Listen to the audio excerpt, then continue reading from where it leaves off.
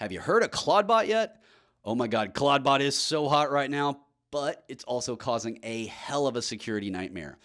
Yeah, this new open source AI assistant went completely viral over the weekend. Unfortunately, it has a massive security problem. Hundreds of its control servers are sitting completely exposed on the internet. Researchers discovered the issue after using scanning tools like Shodan to search for exposed Clawdbot control interfaces. What they found was alarming, but it was expected. Yeah.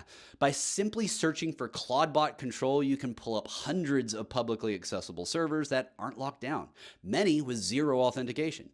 And there's a ton at risk here. We're talking about everything from API keys for Claude and ChatGPT to Signal and Telegram bot tokens, Slack, Gmail, Microsoft, Amazon, OAuth tokens, and months of private chat logs across all these different messaging platforms. In some cases, attackers could send messages as the user, execute system commands, and even gain root to the entire underlying infrastructure. Now, this vulnerability stems from how Clawdbot handles authentication behind reverse proxies. The system automatically trusts local host connections, but when deployed behind common web servers like Nginx or Caddy, those internet connections get treated as local, granting automatic access. Researchers also found multiple code flaws that lead to credential theft and remote code execution.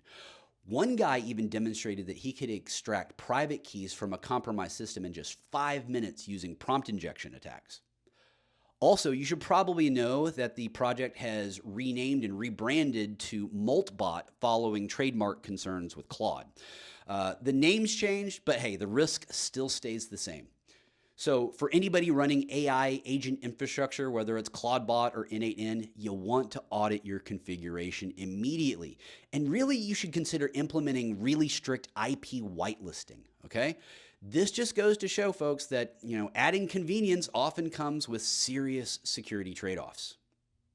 Moving on to our next story, a major cyber attack that could have left 500,000 people without power in Poland has been traced back to Russia's most dangerous hacking group, Sandworm, aka APT44, aka Voodoo Bear. Anyways, on December 29th and 30th of last year, attackers deployed destructive wiper malware called DynoWiper against Poland's critical energy infrastructure. The targets included 2 combined heat and power plants and management systems controlling electricity from renewable resources like wind turbines and solar farms. The security firm ESET attributed the attack with medium confidence to Sandworm, also known as APT44, which is a unit of Russia's GRU military intelligence agency. This is the same group that's responsible for Ukraine's historic 2015 blackout, the first ever malware-facilitated power outage that left 230,000 people without electricity in the dead of winter. And the timing here, pardon the dad joke, is quite chilling. This attack occurred almost exactly 10 years to the day after that landmark Ukrainian operation. Now, Poland's prime minister stated that everything indicates that these attacks were prepared by groups directly linked to the Russians. Now, we don't see a whole lot of wiper malware unless it's coming from a nation state. What differentiates wiper malware from the more typical ransomware is that ransomware encrypts files with the potential for recovery, while wiper malware doesn't care whatsoever and permanently deletes the data to render the systems inoperable. That's the whole point of wiper malware. It's to cause the maximum amount of disruption. Now, luckily, Polish authorities detected and stopped the attack before it could cause any actual harm.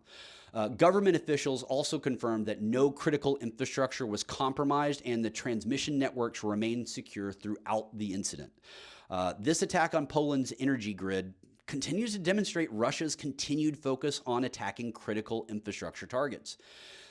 The group has been conducting regular wiper attacks against Ukraine all throughout 2025, and this Poland operation shows that they're expanding to NATO targets beyond the active conflict zone.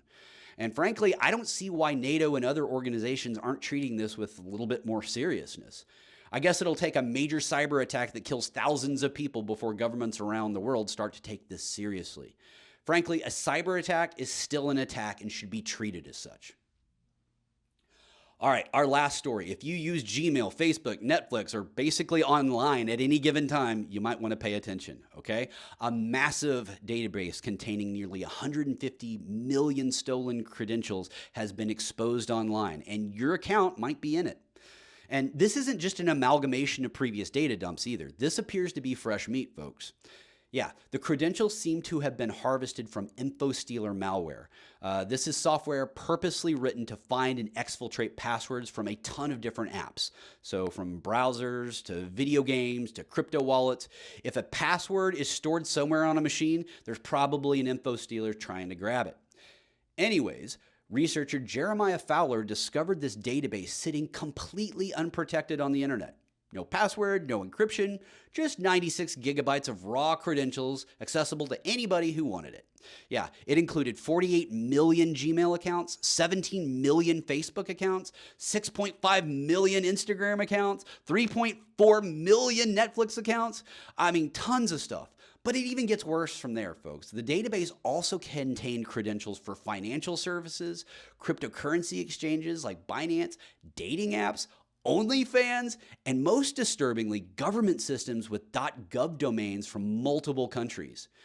Yeah, so what makes this particularly notable here is that each record contained the complete package, okay? Email addresses, usernames, passwords, and exact login URLs for each service. This undoubtedly means that criminals were automating credential stuffing attacks. Now, if you're not familiar with credential stuffing, it's basically trying the same stolen passwords across multiple services. Why? Well, because people reuse their passwords on multiple sites. I know, come on, you do it. I know you do. And I get it. It's easier, but it exponentially increases the success rate for credential stuffing campaigns. Anyways, back to the story. Fowler reported the database to the hosting provider, but it took nearly a month of persistent follow-ups before action was taken. And during that time, the number of exposed records actually increased, suggesting that the database was actively being updated with fresh stolen credentials. So here's what you need to do, okay? Immediately go ahead and change all your passwords, starting with your email and financial accounts. Do those first, okay? Never reuse passwords across different sites.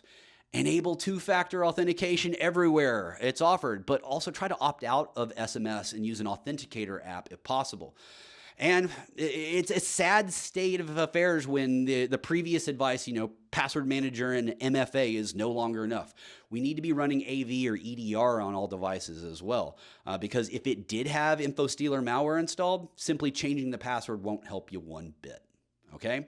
Well, that about wraps up today's stories. This is Andy Thompson, signing off.